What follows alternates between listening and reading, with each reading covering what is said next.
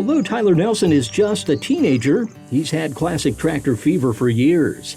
Tyler and his father Dave started restoring this 1944 John Deere Model L when Tyler was only 9 years old.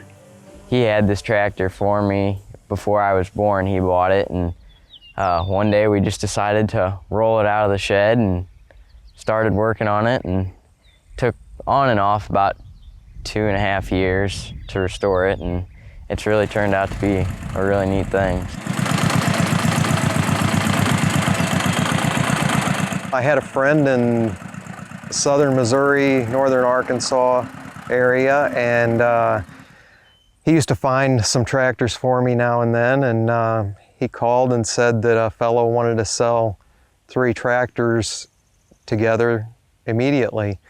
And one was a 1944 John Deere L, and I thought, well, if I do have a son, this would be a perfect first tractor. So we held on to it, and eventually when he grew big enough, that's when we decided to tackle it. He did all the main painting and everything. I did, the sanding and everything else.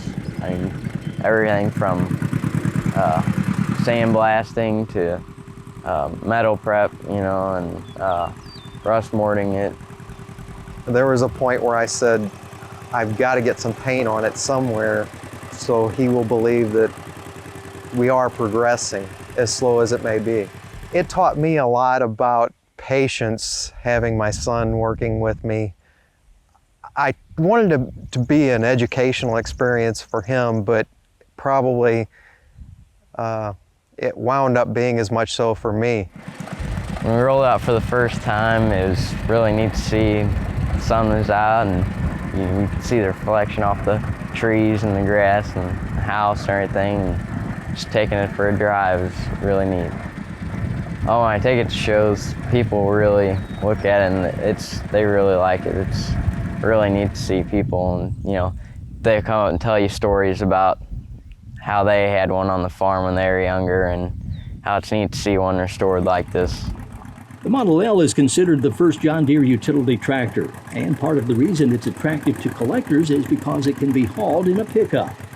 Its vertical 2-cylinder engine produces about 10.5 horsepower on the belt and 9 horsepower on the drawbar. It was mainly used for small vegetable gardens and for cutting grass, like on golf courses and things.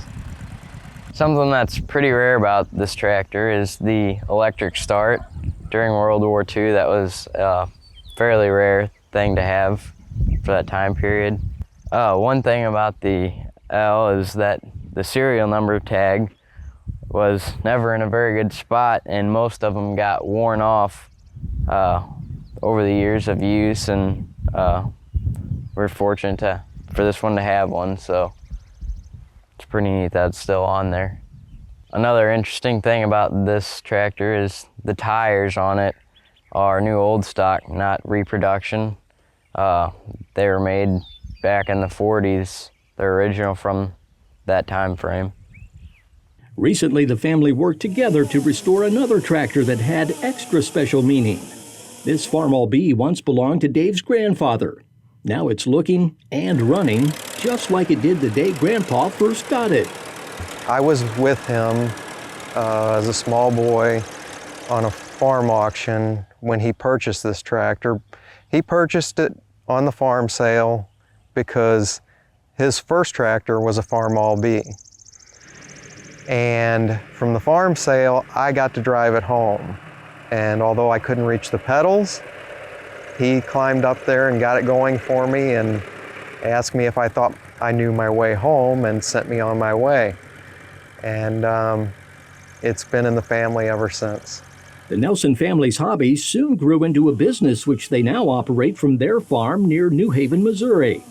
They own a company called Agra Crafts, which specializes in sheet metal restoration and fabrication for all types of antique tractors.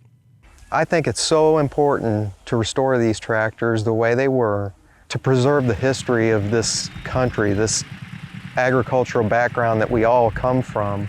I think it's a good thing to keep them part of history. Agriculture is what we live off of, and you know, this is the machinery that we used, so it's a neat thing to see them all fixed up again. The Nelson family's passion for classic tractors doesn't stop at the end of the day. In fact, Dave admits he sometimes can't help but bring his work home with him. The other night I happened to be looking for a part that I couldn't find. It was in a towel in the house where I had kept it for safekeeping. I have classic tractor fever really bad.